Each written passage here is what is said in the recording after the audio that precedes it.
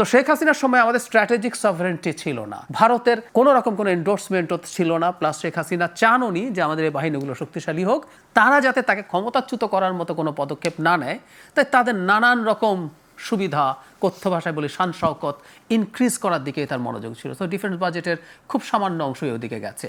যে এই ফাইটারটার কথা আসলো, মানে এটার এক্সেসরিজ আপনি আর কত পাবে, চাইনা নিজে প্রোডাকশন বন্ধ করে দিচ্ছে। সো আমরা কি দেখি নাই যে আমরা এটার উপরে বসে আছি, আমরা এত বছর ধরে এটার উপরে বসে থাকবো? শেখ হাসিনার পতন তো 24 সালে হয়েছে। এর মধ্যে কি কোনো রকম কোনো পদক্ষেপ ছিল যে আমরা কিছু বেটার ফাইটার কিনবো?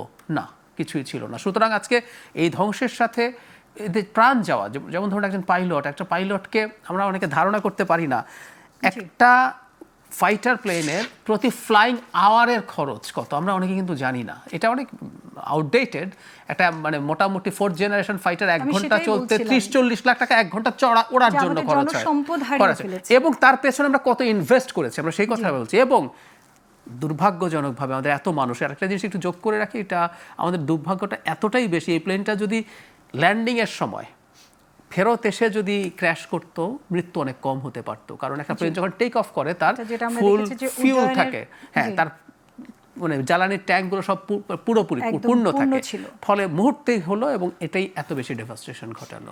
F7 সম্পর্কে আমি দু একটা তথ্য দিই। এটা আসলে একটা licence version of MiG-21। Soviet union সেই 50s-60s তাদের একসময়কার ফাইটার, সেটা চায়না লাইসেন্স করে নিজেরা এটা প্রডিউস করে, মানে সোভিয়েত ইউনিয়ন তাদেরকে সেই প্রযুক্তিটা ট্রান্সফার করেছে। যেটা হয়, মানে আপনি যখন অরিজিনাল MiG-21ও ব্যবহার করেন, তার জায়গায় F7 ব্যবহার করলে সেটা বেটার কিছু হওয়ার কথা না। চায়না যদিও বলে সে এগুলো 2nd জেনারেশন ফাইটার ছিল, পরে তারা বলে যে তারা বেশ কিছু আপগ্রেড করে এটাকে 3rd জেনারেশন বানিয়েছে। আই ডোন্ট বিলিভ যে এটা 3rd জেনারেশন ফাইটারও। এখন সমস্যা যেটা হচ্ছে, আমি দীর্ঘদিন এই বিমানটা নিয়ে কথা বলছি, এখানে এই প্রসঙ্গে একটু বলেও রাখি, আমি দুর্ঘটনা খুবই বিভৎস একটা ঘটনা ঘটলো, সরিয়ে রেখে যদি বলি, ধরুন বাংলাদেশের মানে আমাদের যে ডিফেন্সের যে ক্যাপাবিলিটি আছে, F7 এটা হচ্ছে আমাদের ব্যাকবোন অফ আওয়ার এয়ারফোর্স।